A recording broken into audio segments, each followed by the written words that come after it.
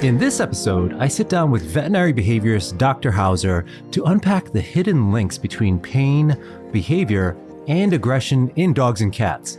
We dig into why musculoskeletal pain is so often missed, especially in cats, how adrenaline can mask discomfort during play, and why the anticipation of pain can spark seemingly out-of-the-blue bites. Along the way, we look at home-based rehab strategies, simple body language tests like petting consent checks, and the value of video documentation when you suspect a pet is hurting. We also tackle compulsive behaviors, the double-edged effect of certain medications, and why true welfare hinges on collaboration among owners, trainers, and veterinarians. Dr. Hauser earned her BS in Animal Sciences at the University of Maryland and graduated cum laude from the University of Florida College of Veterinary Medicine before completing a rotating internship at Friendship Hospital for Animals and a behavior residency at the University of Pennsylvania. Now a diplomat of the College of American Veterinary Behaviorists and Fear-Free Elite certified, she treats complex cases ranging from interdog aggression to noise phobias, and she speaks at national conferences and publishes in peer-reviewed journals. Passionate about shelter outreach, low stress handling, and lifelong learning, Dr. Hauser credits her heart dog, Ronnie, for inspiring her mission to ease the path for pets in pain and people who love them. And before we jump into today's episode, a quick heads up. If you're looking to learn more about helping dogs with aggression issues, head on over to aggressivedog.com because we've got something for everyone.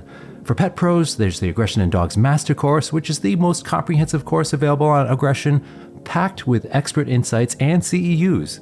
For dog guardians, check out Real Life Solutions, a practical course for everyday challenges like leash reactivity and dog-to-dog aggression. And if you want full access to expert webinars, live mentor sessions, and exclusive discounts, the Ultimate Access membership is just $29 a month. You'll also find info on the 2025 Aggression in Dogs Conference happening in Charlotte this September. That can all be found at aggressivedog.com. Check it out after the show. Hey everyone, welcome back to The Bitey End of the Dog. This week, I have another veterinary behaviorist. We've had a few on the show, and I always love chatting with them about all of the things we should be learning about the medical side and the meds and all the things that they can help us learn. So welcome to the show, Dr. Hagar Hauser. Hi, thank you so much for having me. It's great to have you here. And your focus, actually, I should give the listeners a little background about how I met you, but we were at the Clinical Animal Behavior Conference, both speaking there, and I saw your talk about pain in dogs and cats, and I just thought it was fantastic because one of the things we were just talking about before the show started is that the underdiagnosis of pain and behavior issues, right? So let's first kind of talk about what are some of the common pain issues you see? And we can talk about dogs and cats. We've got to give our cats some love on the show. So what are the most common things that are contributing to behavior issues in your practice? Yeah, so I would say that I see pain in my patients almost on a daily basis, if not multiple times a week, whether they come to me with a history of pain or I'm the one who's suspicious of it or diagnosing it.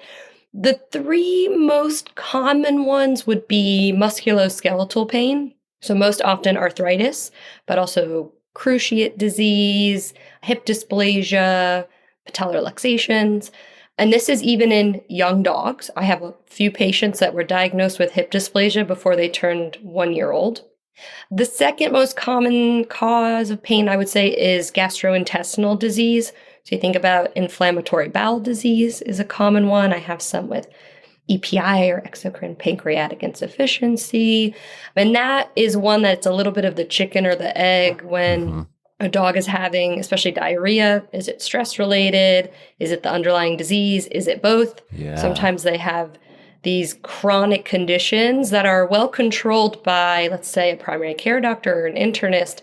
But then when stressors happen, they still have vomiting, diarrhea. So I see them and I'm treating the stress causing those flares.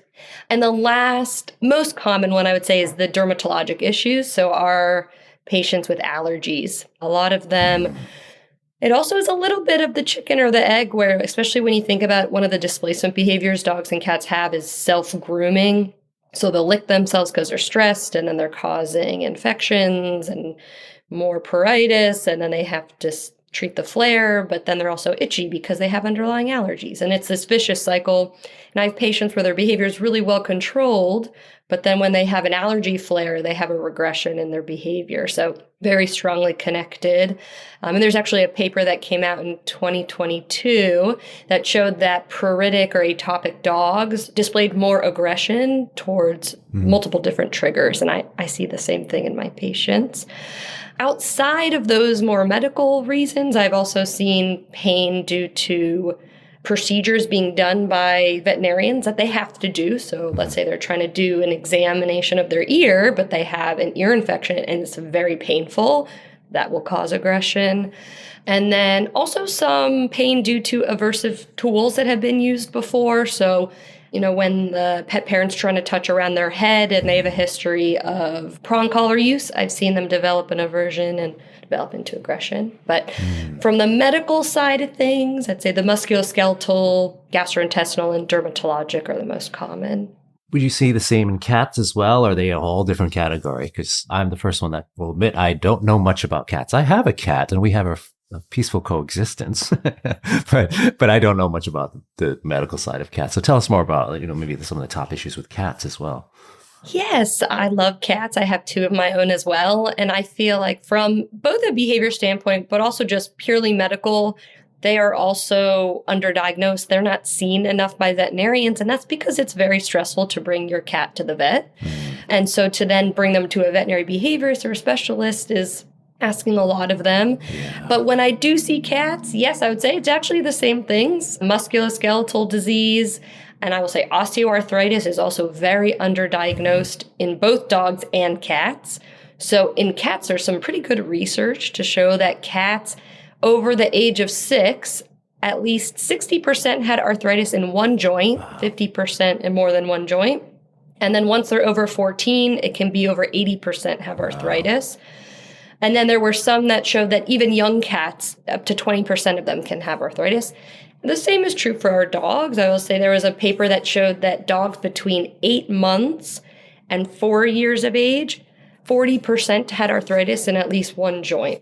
And usually what happens is that arthritis is not diagnosed till they're older because we're not looking for it in our younger patients. But osteoarthritis is not a disease of older pets.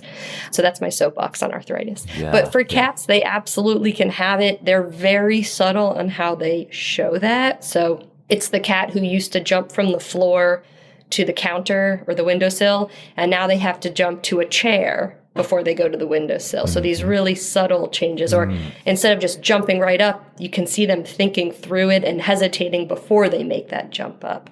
Or I had a client that said, my cat used to spend all the time on the top of their cat tree or in the top of a closet. They don't do that anymore. I say, yeah, that's because it's uncomfortable for them to get up there. So very subtle. And then, of course, with litter box issues, which is a whole other story. But also, GI disease, allergies in cats as well. We can see that manifest as aggression with body handling. Yeah. So I just want to back up to, you mentioned tools or activities that you commonly see. So backing up to dogs again, do you find certain activities, so we can get to tools in a second, but certain activities, obviously dog sports we have to be mindful of. And do you find with the dog guardian side of things, maybe somebody that's not doing dog sports all the time, but you see common issues depending on their environment or activities they're doing, where it's like, for instance, like just vigorous fetch back and forth with no, rhyme or reason to it. What's some of the more common issues you see with activities that dog guardians should be mindful of? Yeah, so the way that I diagnose pain and I'm starting to see signs that are unusual for the dog is usually more subtle. So I will say a lot of my clients say, well, my dog still plays fetch. My dog still runs in the backyard, so they can't be in pain. And I say, well, in those situations, adrenaline is kicking in. It's masking their pain. So that's not really a fair way to assess it. I actually had a really interesting case of a 1.5-year-old dog who used to pretty incessantly asked to go outside and play over and over. He was diagnosed with lumbosacral stenosis. They treated his pain and he stopped doing that. And the theory was that dog asking to go out and get that basically adrenaline rush, endorphin release to mask his pain or make him feel better. And then he didn't need it anymore. It was really, really fascinating. So usually what I'm doing is I'm actually telling clients to look for subtle changes. So it's when they get up in the morning, are they stretching a little bit longer? Are they a little stiff before they get back into their regular gait? When they're using the stairs or getting on and off of furniture, are they a little bit slower or more hesitant, similar to our cats? On walks, are they slowing down, not wanting to walk as far? So it's usually things that people are seeing at home very subtly when they're relaxed and calm and not having that rush of adrenaline. Same thing when you think about a veterinary exam is the dog is usually stressed and we're trying to manipulate them and they're not reacting, not because they're not painful sometimes, but because they have the adrenaline masking it, or because they're so stressed they don't want to react or show kind of any vulnerability that they freeze in that moment. Yeah.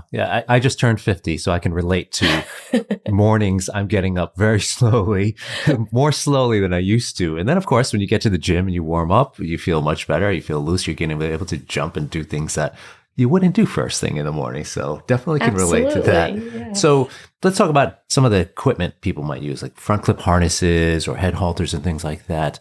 Have you seen much research on that aspect? So I was talking to Debbie Gross-Taraka, who's a rehab specialist in Connecticut, really world class. She took care of our dog when she had her ACL surgery.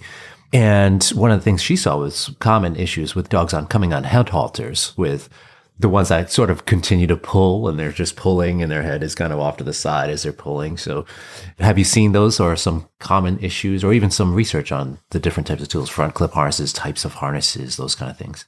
Yeah, I'm often talking with my clients about the type of tools that they're using when they come into the room. I'll ask them, is this what you're usually using at home on a typical walk? And if I have a dog with a known history of any spinal disease, especially because it's putting a lot of pressure on the spine, I will talk about the use of something like head halters, even collars, clipping a leash to a collar of any type. You're putting a lot of pressure on the neck, which is part of the spine, and that can cause more issues. The research on harnesses so far has been about the way that it sits on the chest. So a lot of front clip harnesses, the way that they used to be made was there was a strap across the chest. Yeah. Yep. And so what happens is that harness will sit on those shoulder joints and it affects movement. So I am a huge proponent of front clip harnesses, but I explain to clients that there's very specific ones that we recommend, which is I call them Y-shaped harnesses. Yep. So it's a strap kind of around the neck, one strap down the chest. So the dog has normal mobility with their shoulders, but we still have the effect of being able to get control of the front half of the dog if they were to pull. And even with that, there are some harnesses that will slide and the dog keeps moving forward. So it's really a well-fitted one and made to reduce the pulling. But that I find is the best because then we're at least dispersing pressure throughout the dog's body instead of putting all the pressure around their face, around their neck, where we can cause a lot more injury.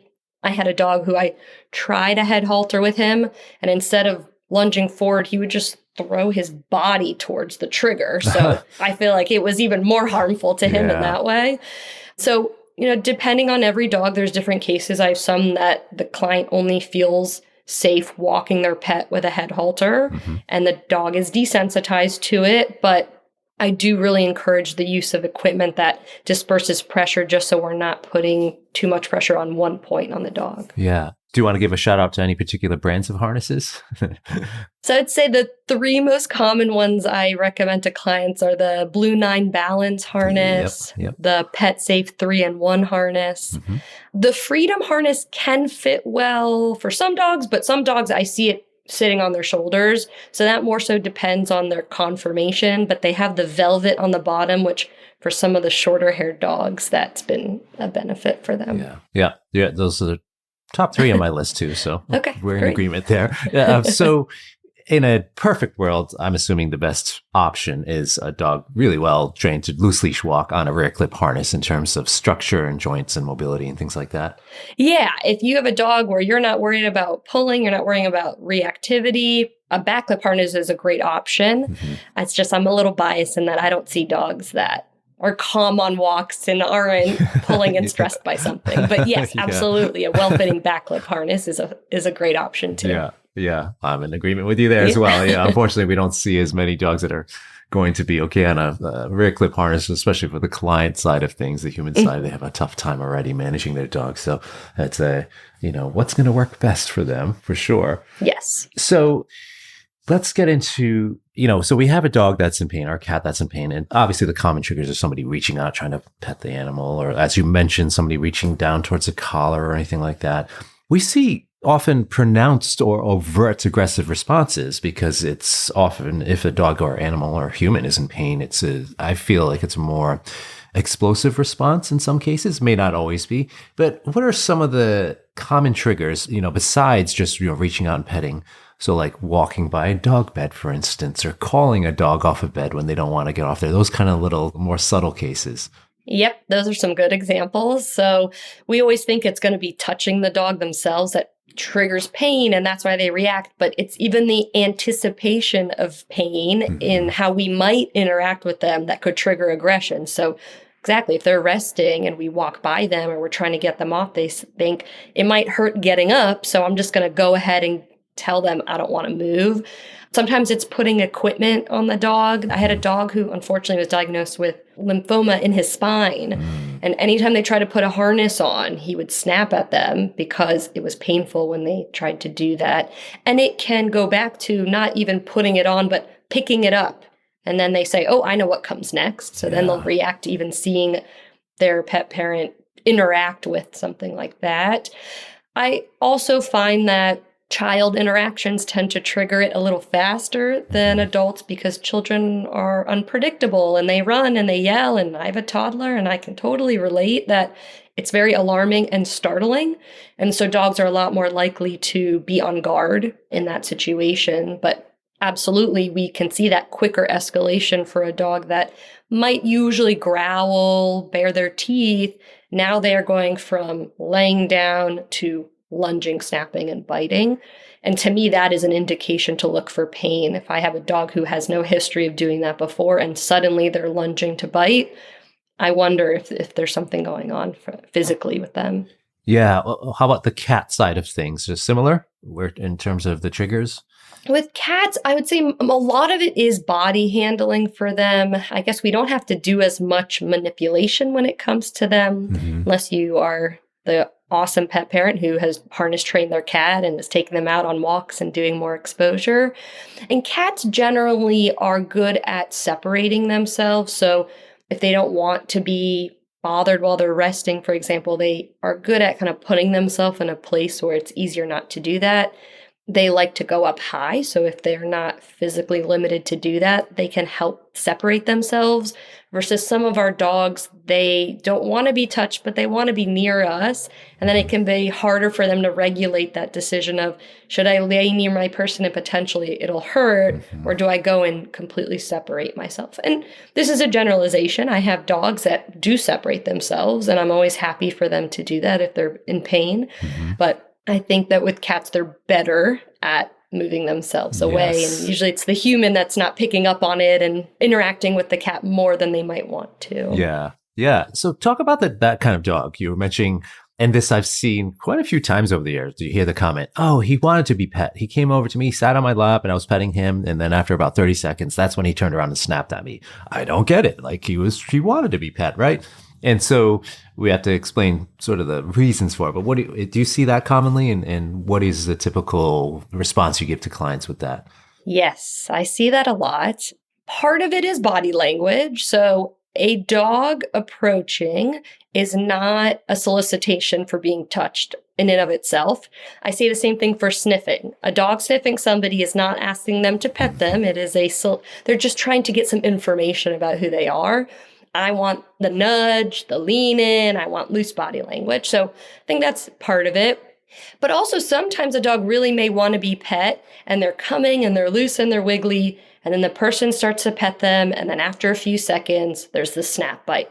And it's very confusing. And I think the best way to describe these dogs is conflicted of, I do want you to touch me, but also I'm scared that it might hurt, or, oh, that did hurt. You touched my ear and I have an ear infection. And so Sometimes they have trouble regulating that way. That's where, if I have a dog definitely with a known history of biting in that situation or pain around their head, I do a lot of the petting consent test to say, pet them where they're most comfortable, usually under the chin or on the chest for a few seconds, pause, and see if they want more. If they do not, if they stop, they look away, they walk away, we're done. But if they're nudging you again, then you can continue kind of that pet pause with them. But always err on the side of caution. So if you know that that has been a trigger for them and it's not predictable to you, don't push it. Learn from previous interactions with them. But that can be hard when they look like they want to be touched, but when you go to touch them, they actually say, never mind, that was a mistake. Yeah, and it's unfortunate because when we dig into it, it's very clear why the dog or cat might respond like that. But you often hear those comments, he's like Jekyll and Hyde, or it just seems so off, it's strange. But I use the analogy sort of like a deep tissue massage or somebody scratching your back for you, like you get an itch or you have like a sore muscle and the person starts doing it, you're like, oh yeah, that feels good. And then if they keep doing it and digging or scratching, eventually you can be like, oh no, stop that. And then you could do, if they're not listening, because dogs are going to tell us with their body language, and maybe somebody's missing that. And next thing you know, they're like, that's really painful. So I think a lot of clients grasp that analogy because they kind of think of it themselves. Absolutely. Yeah. That's why I like the kind of the petting consent or the pet pause and watch your dog's body language. Make sure they're really enjoying it. Yeah. So, you mentioned behavior and body language as ways of us, the humans and our dog's life's telling, whether it's the trainer, the veterinarian, or the clients or the guardian. So what do you suggest? Let's say it's a trainer taking on the case, and what kind of data would be helpful for a veterinarian or veterinary behaviorist? So we suspect there's pain or something going on, but it's the subtleties, right? So not talking about dogs that are limping or yelping, because that's what people think when dogs or cats are in pain. We think, these overt signals, but it's really often very subtle. And sometimes even a professional is going to miss it unless we're looking at behavior patterns, changes in behavior, certainly when aggression starts to surface when it hasn't been there for years or something like that. So for you or other veterinarians, what's going to be most helpful for the trainer or guardian to tell you when it comes to either body language, which most of the time the guardians aren't going to recognize those subtle signals, or the behavior? What's best for us to, give you information to help? Yeah. And I appreciate so much whenever I have a trainer that notices something like that and they tell the client to tell the primary care vet or to tell me, because they also get to interact with that dog in such a different situation than I do. And usually, if I have a dog, let's say, who has fear-related aggression towards unfamiliar people, they don't warm up to me within an appointment, but the trainer who comes and brings the hot dogs every week gets to really see that dog in a more relaxed state. So one thing that's actually pretty subtle, but easy to document is the dog's resisting performing certain cues when you see that they will do other ones pretty easily. For example, sit. I have clients that say, my dog won't sit. He's very stubborn. And it turns out that dog has hip dysplasia or cruciate disease. And it's painful for them to do that. And that dog usually starts offering other behaviors to say, I don't want to do that, but I can do this. What about this? Down, pretty similarly, it might be uncomfortable for them. I also will sometimes notice, even in my exam room, I have some hardwood floor and then we have some matting. And some dogs will take themselves off the hardwood floor and go to the matting to perform certain behaviors like sit because they don't want to do it on a slippery, hard surface. So if a trainer's noticing like they won't do it on this hard surface, but they'll do something on a soft surface, that could be a subtle indication. They also might see that when they're asking a dog to do certain behaviors that requires them to move their body, we see some lip licking, some yawning, some more fidget or displacement behaviors that they're uncomfortable with it. But the other big thing is mobility. So watching the dog go from a sit to a stand or a stand to a sit to a lie down. What are they doing with their back legs? Are they sticking them straight out? Are they having a nice square sit? When they are walking them, let's say they're doing training on walks, does the dog seem to be stiff or, like we said, limping? Not as hard to see, but sometimes when you're the one walking your dog, you can't see what's going on with the back legs the way that somebody else might. And getting videos, it's just priceless. Like, it's a free tool. Record as many videos from the side, from the back, from the front, and then you can share these with the veterinarian, the primary care veterinarian, the veterinary behaviorist, and everybody can share that information.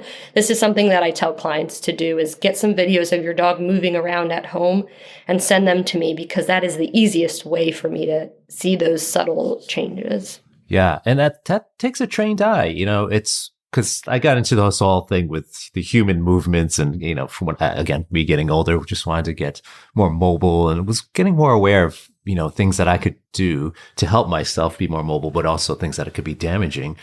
And so I started to recognize it. So once you start seeing something, you can't unsee it. So I started watching people and the way they walk, and you can see imbalances and issues and their posture is off. So I know, veterinary behaviorists and folks working in dog sports medicine, especially, they have the eye for watching just the video, the dog walking, side to side on the screen, and then also front to back, like directionally is really helpful.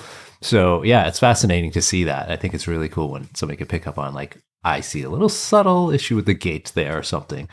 And was it you and I can't remember if you and I were talking about it. It was for cats, they're using AI to help assess the movement of the cats, and it's getting pretty good about saying, okay, this cat is walking and there's so much weight on this side.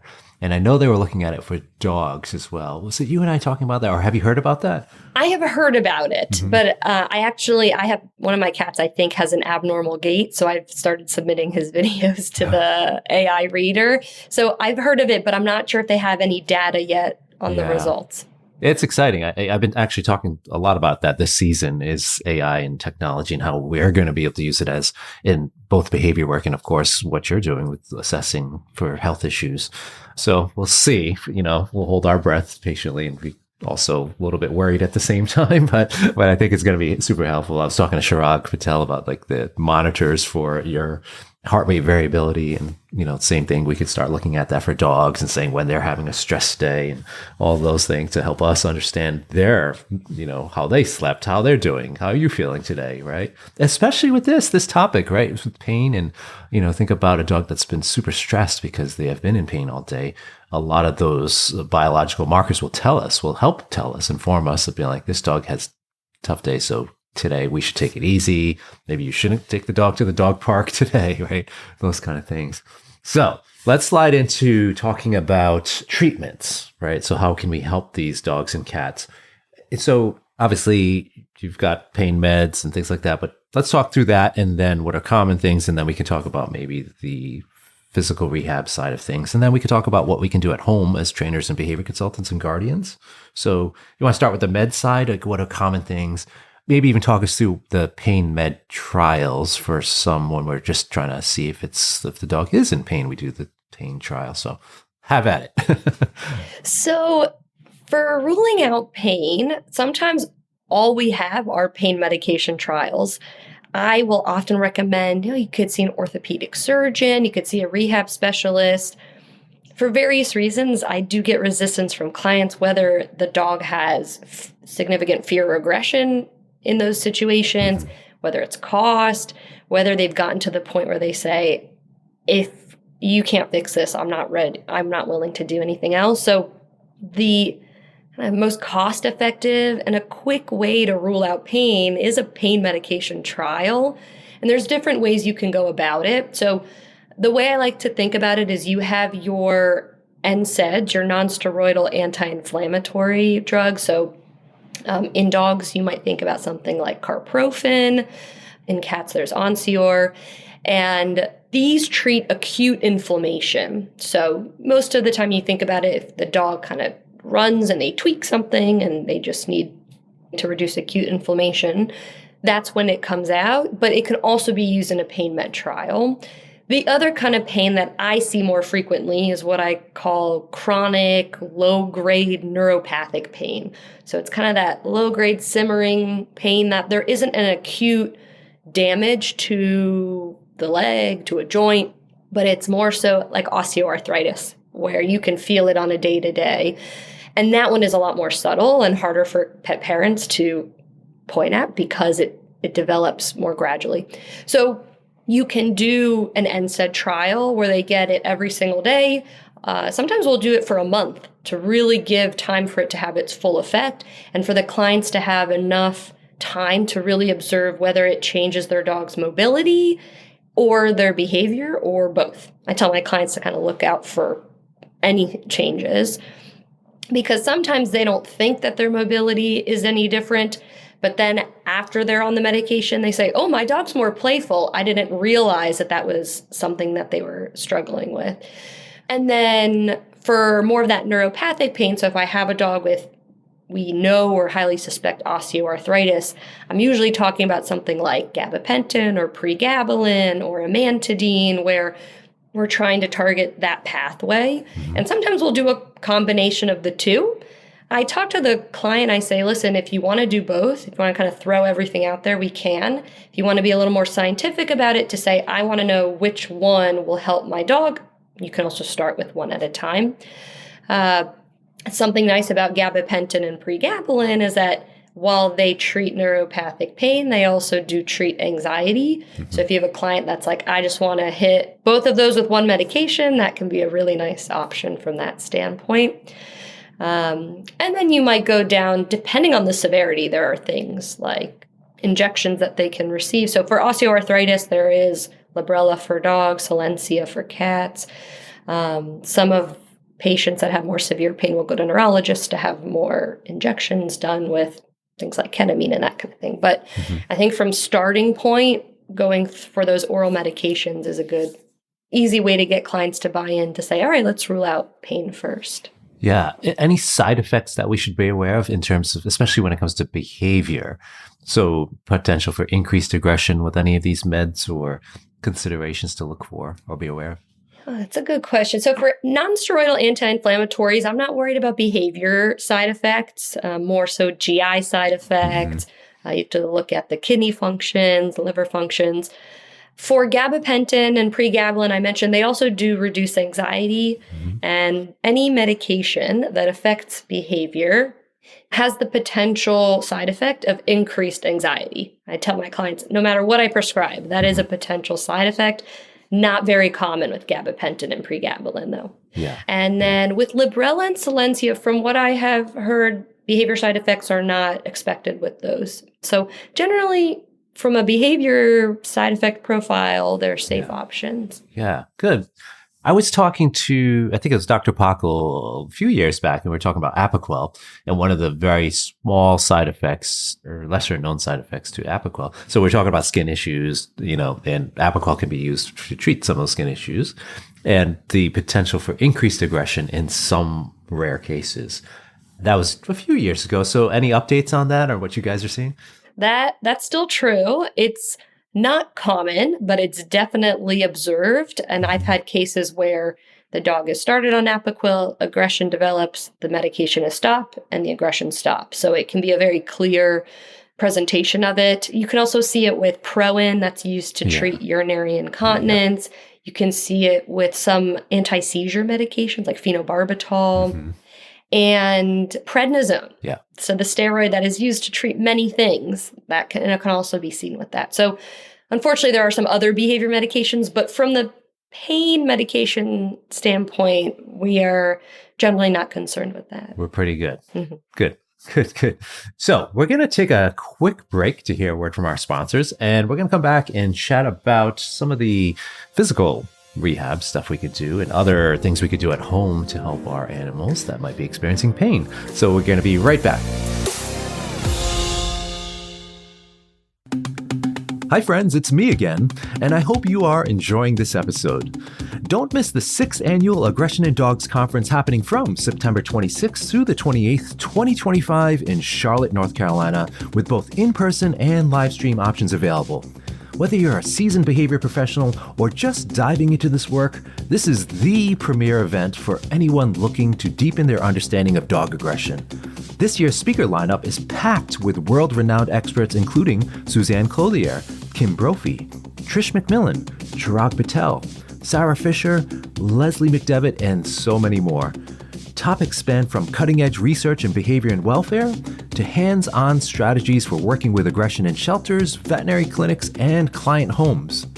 Join us for a weekend of powerful learning, community, and connection, including what will be a legendary cocktail party hosted by Chirag Patel and yours truly, that will be streamed live for our virtual attendees as well. Spots fill fast every year, so head on over to aggressivedog.com and click on the conference tab to reserve your spot and check out the full agenda. Whether you're going to attend in person or from home, you'll be part of a kind, welcoming, and supportive global community committed to helping dogs and their people. You can also get your conference swag, as we are happy to be collaborating with Wolf Culture again this year. Check out the show notes for a link to get your favorite t-shirts, hats, hoodies, and more. Just for listeners of the podcast, Wolf Culture is offering 15% off your order. Use the discount code BITEY at checkout. That's BITEY, like in the bitey end of the dog.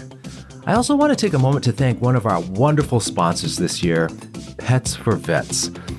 What if there was a way to help both shelter animals and veterans struggling with emotional trauma by engineering a powerful, near instantaneous bond between them? That's exactly what Pets for Vets, a nonprofit focused on positive reinforcement for animals and veterans, is designed to do.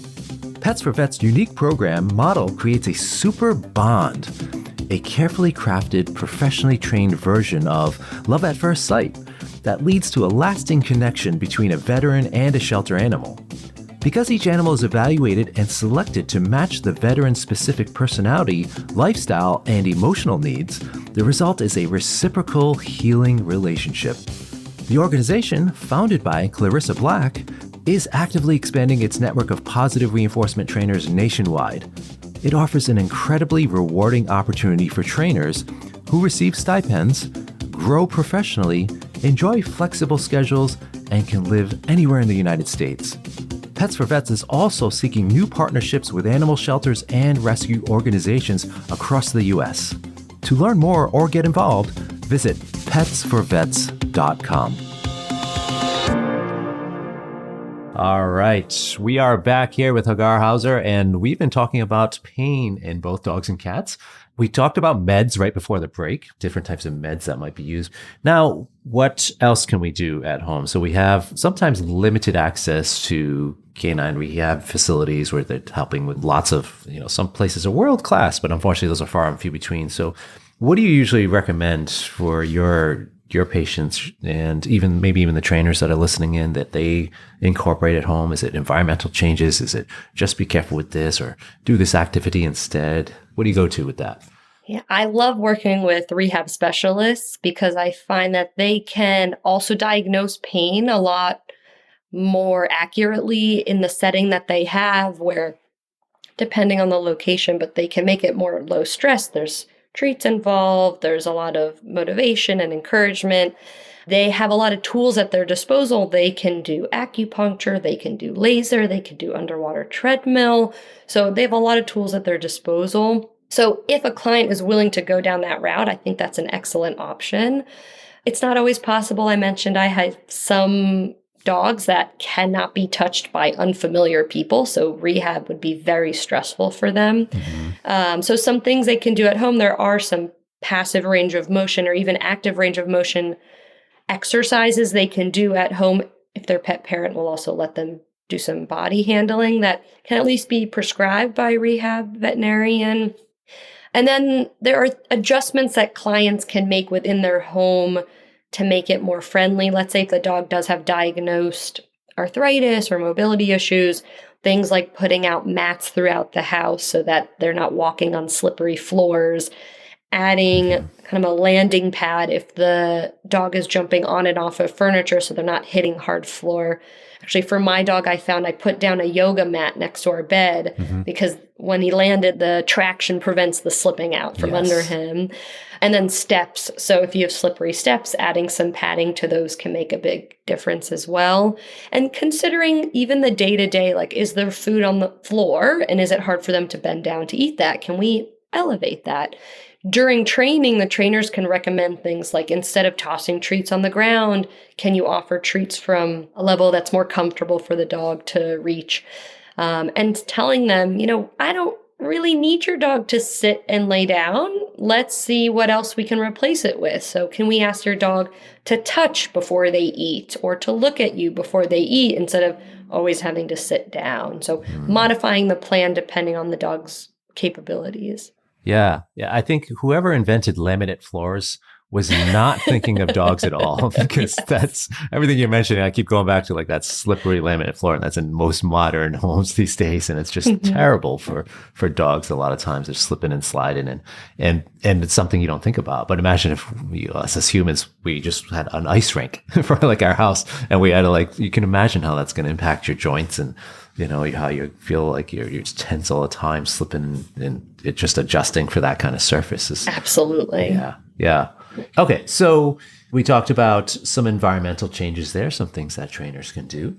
Anything else that you think when it comes to the aggression side again? So we're focusing on the aggression and avoiding that. What is the most common or helpful things you found for your pet guardians to say, okay, whether it's dogs or cats, to say, do this or avoid this or be careful with this? That's going to keep them safe, right? Yeah, so considering what triggers that dog or that cat, we talked about, for example, petting them. So that petting consent test can be really helpful. Don't go up and touch a dog or a cat who's resting comfortably. Call them over to you. Ask if they want to be interacted with. For that dog and cat who tends to still lay down right in the middle of foot traffic where you have to pass them, but if you pass them while they're resting, then they get triggered. We talk about moving that bed out of foot traffic, putting it in a corner, or creating a safe place for them to say, if you don't want to be touched, go into your crate, go into this bedroom, go into this spot, so that they can have a place that they know nobody will bother them. And we'll also usually put that on cue to say, go to your place. So if you need to walk past them, you're telling them to move. They're making that decision versus you pushing them to the side or pulling them. Yeah.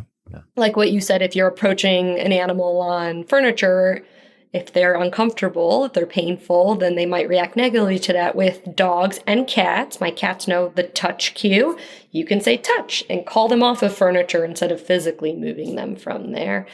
If it seems that they get startled and then that startle turns into guarding their body and displaying aggression, I always encourage that people talk to the animals before they come and touch them to say, hey, Fluffy, do you want to say hi? Do you want to interact? And if they're just kind of given that whale eye saying, this is not the time, okay, I can see that, versus just kind of coming up from behind and touching them.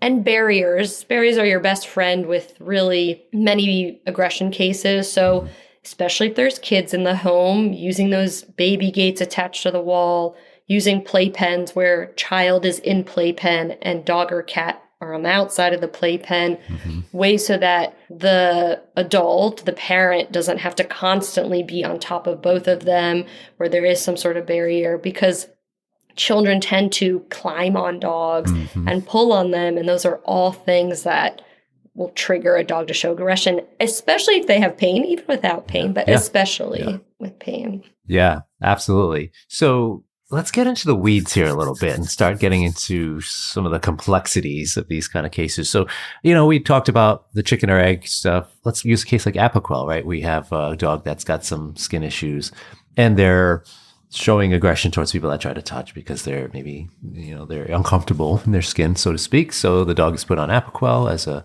to treat that issue. But then we see the aggression kind of stay about the same, even with behavior change strategies employed, right? So somebody's doing counter conditioning at home, they're doing consent-based protocols. So you have to I'm assuming in your line, you have to say, all right, is it the Apoquel or is it the pain? The dog's still uncomfortable? Or let's take it a step further. So now we're seeing increased anxiety to things in the environment. So do you start saying, all right, this dog potentially could use behavior meds too, which you also have to monitor. So now we're monitoring several things to say, is it pain? Is it the Apoquel? Is it the new behavior med? So how do you work through those cases, from your side as a clinician, watching the meds, especially if you have to navigate conversations and data from trainers and guardians? Oh, yeah. This is why I love being a veterinary behaviorist. I feel like a detective in these cases where I have to figure out, is it this? Is it this? Is it both? Which to be honest, in most cases, it's a combination of multiple things. We can't pinpoint it to just one.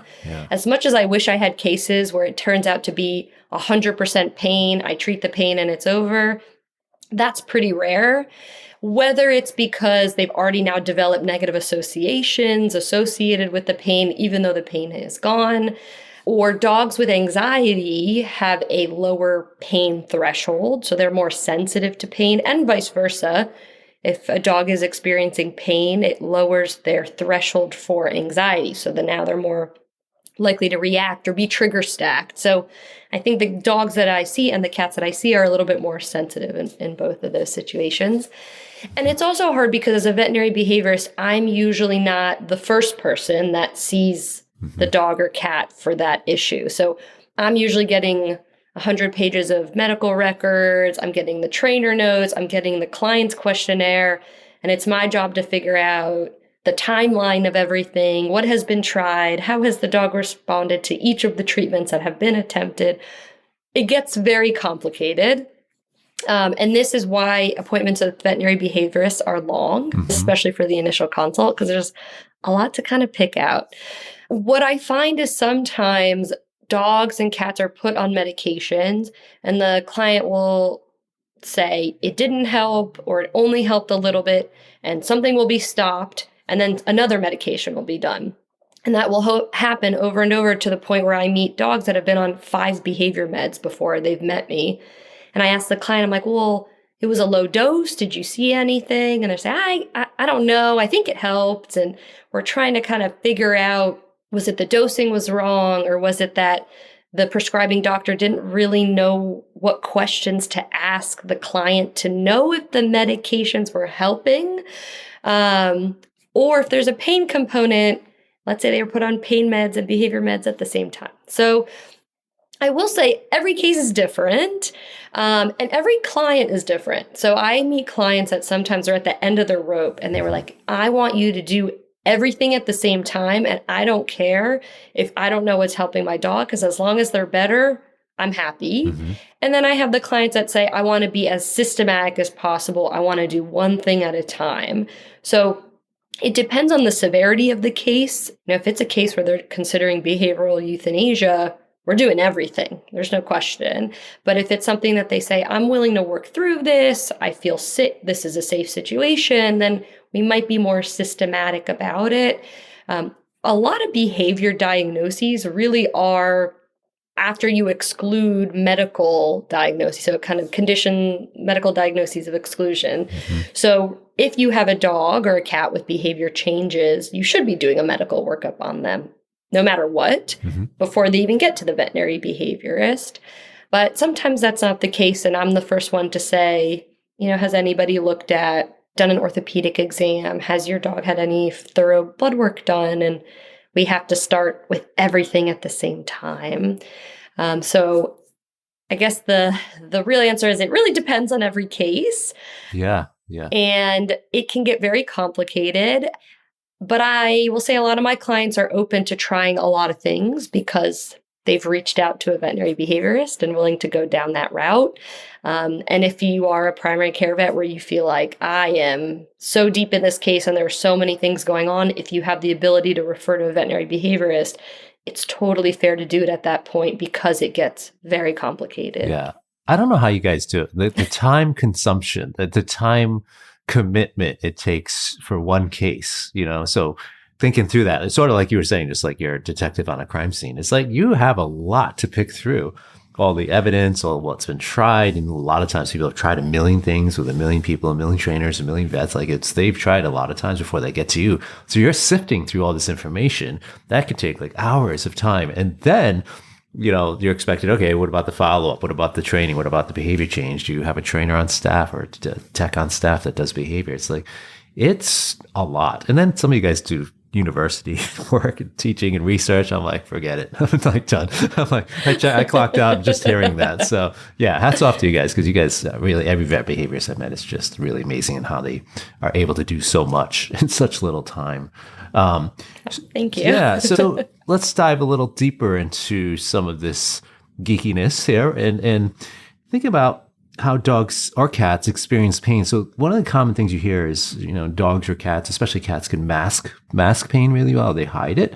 And the theory, I guess, and you can correct me if I'm wrong, but it's sort of an evolutionary aspect to it. It's better to hide it than to show the world that you are prime for picking. And but there's different terms: nociception, interoception, in terms of how animals or humans. Well, humans are animals, but can experience pain. So, what are your thoughts on that? Because one of the debates too, we think about observing animals for this topic. We want to know if an animal's in pain so we can help them. But we also get into that conversation around tools and aversives. And there's an argument. Okay, some people say, how do you really know the dog's experiencing pain or it finds it aversive? Because it's really unique to the individual. So thoughts on that? I know it's a big open question, but. Yeah. So we know that dogs and cats feel pain similar to how we do, but also just like with humans, there are different pain thresholds within individuals of every species. So some dogs, people will say, oh, this dog is very dramatic and that they vocalize a lot when something painful happens versus this dog just freezes and is stoic. I don't like the word dramatic, but some dogs are more vocal about things that are painful and others won't show it. It doesn't mean they don't feel the pain. It just means that they might either be shut down enough that they're not going to react to it, or maybe one individual has a higher pain threshold than another. And this goes back to the subtleties of maybe they're lip licking or yawning or looking away or their tail tucks, and that's how we know that they're in pain, versus some might snarl, lunge, and bite somebody who's doing something that's painful to them. And sometimes actually it's, oh, now my dog doesn't pull on leash because they are on this, let's say, aversive tool. Mm-hmm. Is that because they've learned that, or it's because they're trying to avoid pain? And to me, that says it probably caused some form of discomfort to them. But yeah, the pain pathway in dogs is pretty similar to what we experience. So that idea of nociception is basically getting the sensory information from whether it's heat, cold, pressure, different chemicals that you can feel. The interoception is more of internal sensation. So this is if you're hungry, if you're thirsty, how you're breathing, which makes me think about our brachycephalic short-faced dogs, what kind of discomfort do they feel from having trouble breathing sometimes. And then you have your exteroception, which is more of external threats and things that you are reacting to limit injury. So that fight or flight response. But the way that they feel it, there's kind of these 4 steps to it, which I took a little dive into, is kind of going back into my veterinary school studies to look at, what's the pain pathway step by step. So we think about, there's the transduction, which basically means these neurons that feel the discomfort. And then it gets transmitted from the peripheral receptors into the spinal cord, more into the central receptors. And this is where things like opioids and NSAIDs are targeting to block the sensation of pain. And then it gets modulated. So this is things like serotonin might affect now how it gets taken up into the brain and talk about the perception. If you're anxious, that'll affect how it's modulated. And then it gets into the brain, and that's how you perceive pain. So this is affected by so many things. This can be from personal experience, what that dog has experienced in their life before this moment. It can be related to their genetics, to if they have other medical conditions going on at the same time, the social context. So all of that can affect the perception, which is that individual experience. So there's so many points along it that it can get affected before the dog displays signs of pain. And I'm thinking along these lines, just my mind's going to pain that we learn to tolerate versus pain that becomes chronic. So me getting older, getting up out of bed in the morning, that's more of it's not something I'm going to build a tolerance to necessarily unless I do something about it versus, when I was younger, I did some martial arts and you start taking hits or whatever, and you get kind of callous to it. You get more used to it. So you develop a tolerance to it. So I'm kind of just thinking out loud here, but when it comes to certain tools that we might use, how much that is going to impact things on, in terms of, we hear that term punishment callous, right? So somebody using a prong collar, for instance, and the dog starts at first reacts to it. They stop pulling for a second, but then they start pulling or they get more excited. Think of some of the labs that I used to foster. They seem pretty hardy in terms of, like a Cavalier King Charles Spaniel or something. But what are your thoughts on that? Do you find that there's a sort of a difference there? Some dogs can learn to tolerate some types of pain while others can become chronic and less tolerant over time? That's an interesting question. I would say that in terms of the research, I'm not sure about that. And I'm a little biased from my personal experience and the population of dogs that I see because they are anxious and very sensitive and do not habituate well. They actually usually become sensitized to things that are stressful to them. So it usually goes in the opposite direction. I see a lot of learned helplessness and kind of shutting down from aversive situations. But not necessarily tolerance for them. It's not that they have relaxed body language and they're comfortable. It's just that they have more of that frozen response. And that's as much as we can use, because as much as we wish they could tell us what they're feeling, a lot of it is based off of guessing from body language and posturing and vocalization.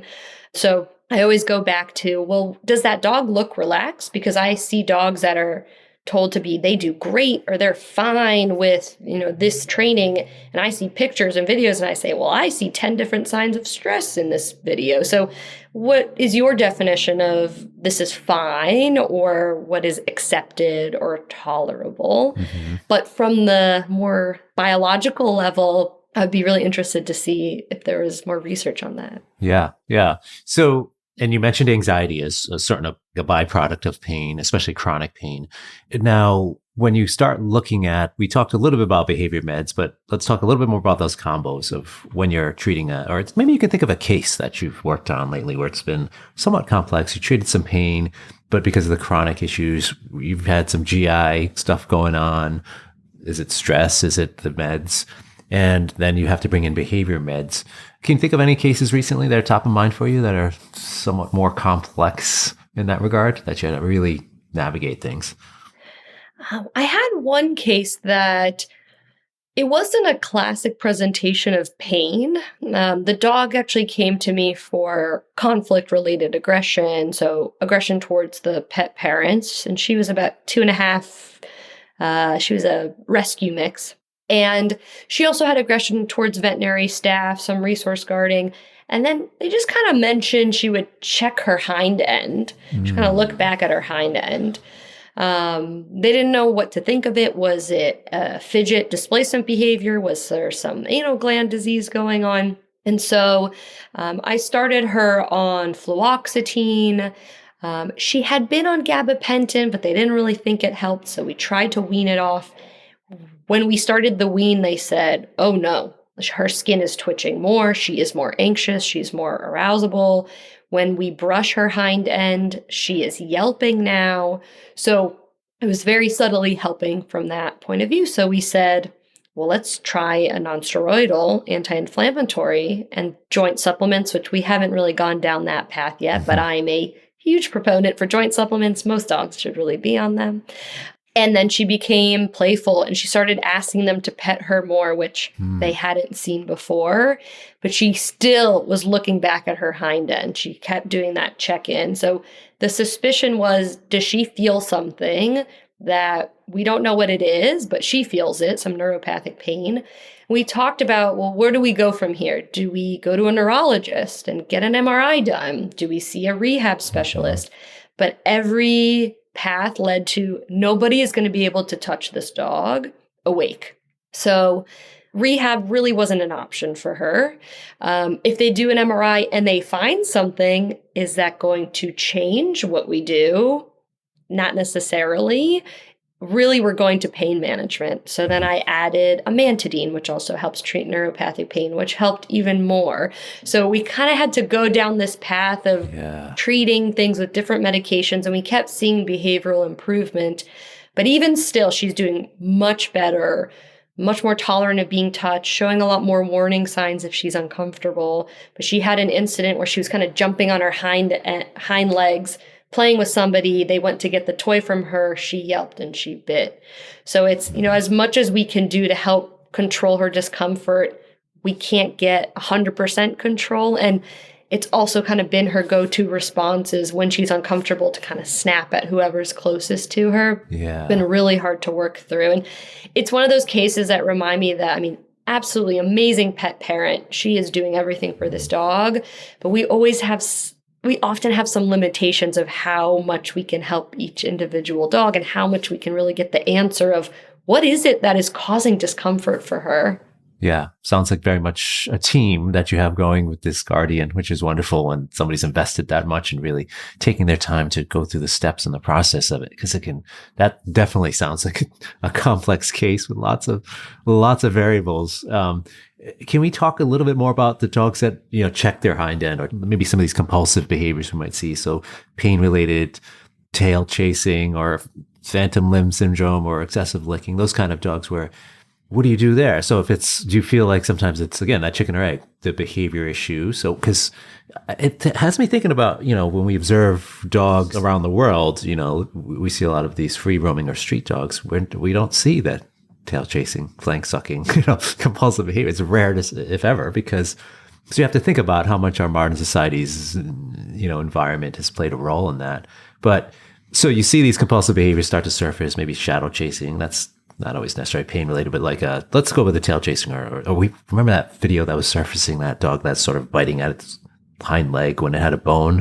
It was like a golden retriever or some sort of mix, like a golden dog that was floating around years ago, but has me thinking about that, the behavior side. Is it the behavior? Is it the pain? So can you think of any cases like that, or talk us through what's going on there? Yeah, those cases are very complicated. I also find because once it becomes compulsive, it's very hard to break the cycle. And usually our goal is not that we're going to eliminate it, but more so we'll decrease frequency or intensity of it. Mm-hmm. The tail chasing, the most common dogs we think about are German Shepherds. And there's research to show that they are more predisposed to it. And they also are more predisposed to a lumbosacral stenosis, which is and a narrowing of the spine near the hind end. And so then we think, well, is it that they're having neuropathic pain from that and that's causing the tail chasing? Or did the tail chasing come first and then they're damaging their tail and then they're causing more issues? So that can get very tricky. Anytime I meet a German Shepherd who's tail chasing, I'm saying we need to rule out back pain for them. Sometimes it's not as clear cut where they say, oh, my dog always kind of playfully went after their tail, but then the more stressors they were exposed to, the more it became their go-to response, and then it developed into a compulsive behavior. So it's not always clear-cut that way. Another common example is I get the acral lick dermatitis, or that hot spots where the dogs will kind of lick the same spot over and over. And I have dermatologists who will say, we ruled out physical, now you need to see a veterinary behaviorist. And then I'm treating the anxiety, but then they're still having flares of allergy. So we're sending this dog back and forth to say, okay, we're good on our end. What about your end? Okay, now we need a little bit more help on your end. So it's not always that once we figure it out, they're good. We have to usually continue to make adjustments. And sometimes the way that we are determining if it's anxiety-based is we put them on an anxiety medication and see if there's improvement. So I would say there's some compulsive behaviors like air snapping, where I have seen that resolve on a behavior medication. Mm-hmm.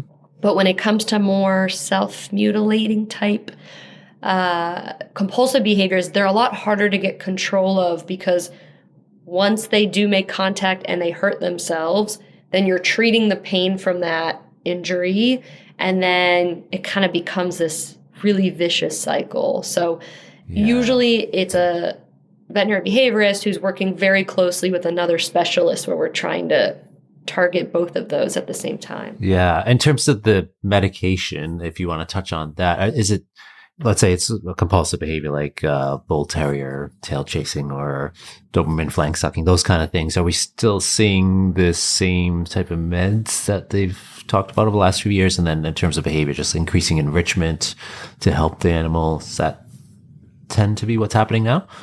So in terms of medication, the research has shown that fluoxetine, generic Prozac, and clomicalm or clomipramine have been effective in treating compulsive behaviors. A newer medication that we use is venlafaxine, which it's an SNRI, so targets serotonin and norepinephrine. And in humans, it is used to treat neuropathic pain sometimes. So if you have a dog who has anxiety and neuropathic pain, it's a really nice option. So that can also be considered in these cases. And gabapentin, pregabalin are usually considered as well, especially if you're suspicious that there's a pain component to what's going on. If you want to get a little bit more specific, if it's like a potential skin disease and anxiety, there are also some behavior medications that have some antihistaminic effect when you think about like Benadryl or Zyrtec. So if you're trying to target the itch and the anxiety, so that might be more of like your amitriptyline. But research-based, usually fluoxetine or clomipramine have been the ones that have been looked at. From a behavior modification standpoint, it is hard because sometimes these dogs are immediately over threshold and hard to redirect. When I'm using medications, my goal is to improve ability to redirect out of these episodes. And like I mentioned, reduce frequency and intensity. But mental enrichment, I love that because if there's something that helps them self-soothe, can we get them to have a different outlet that is not going towards themselves, for example, but chewing on something like a hard food toy to diffuse some of the anxiety. And also we know chewing is calming to dogs, so it could also help even prevent it. So I tell clients, give those things before an episode is most likely to happen if there is some sort of pattern to it. Redirection, so I teach a lot of them to do look or touch or find it just to kind of snap them out of it if we can. Safe place, so for some dogs, they know how to self-soothe if they're put in a specific area. Some dogs, it's their crate. They love their crate, and when they're in there, they can calm down more easily, and they don't engage in those behaviors, versus if they're given more free roam, then they have more anxiety and don't know how to cope. They'll revert to those behaviors. So lots of ways depending on that dog's temperament and how it presents. Amazing. Hagar, I could literally talk to you all day, but I want to be mindful of your time, especially being a vet behaviorist. So where can people find you? So I don't do social media in terms of my... Smart. For my mental health. I don't do that to promote myself. So you can find me on my hospital's website if you are interested in connecting in terms of seeing me as a client, but also if you're a trainer who wants to network and talk, or a primary care veterinarian, I'm always happy to talk and help, because I know there are not enough of us, not enough veterinary behaviorists. So any way I can help. So my hospital is Metropolitan Veterinary Associates. So you can find me there if you need to connect, but otherwise I'm a little incognito. All right. I'll be sure to put a link in the show notes to your website. Thank you so much for coming on, and I do hope to see you again in the future. Thank you so much. Me too. This has been really fun. It was truly enlightening to talk with Dr. Hauser about the often overlooked role of pain in behavior challenges. Her ability to connect the dots between physical discomfort, emotional well-being, and behavioral outcomes gives us a deeper, more passionate lens for working with both dogs and cats. Whether you're a trainer, vet, or pet parent, Dr. Hauser's insights are a powerful reminder of how much our animals are communicating if we know how to listen. And if you're ready to go deeper into understanding and helping dogs with aggression, visit aggressivedog.com. Whether you're a professional or a dedicated dog guardian, you'll find everything from the Aggression in Dogs Master Course, which is the most comprehensive program of its kind, to expert-led webinars, informative articles, and the Aggression in Dogs Conference happening September 26th through 28th, 2025 in Charlotte, North Carolina, with both in-person and virtual options. And don't forget to check out our Help for Dogs with Aggression bonus episodes, which are solo shows where I walk you through real-world strategies for issues like resource guarding, fear-based aggression, territorial behavior, and more. Just hit subscribe or head to the show notes for more info. Thanks for listening in, and as always, stay well, my friends.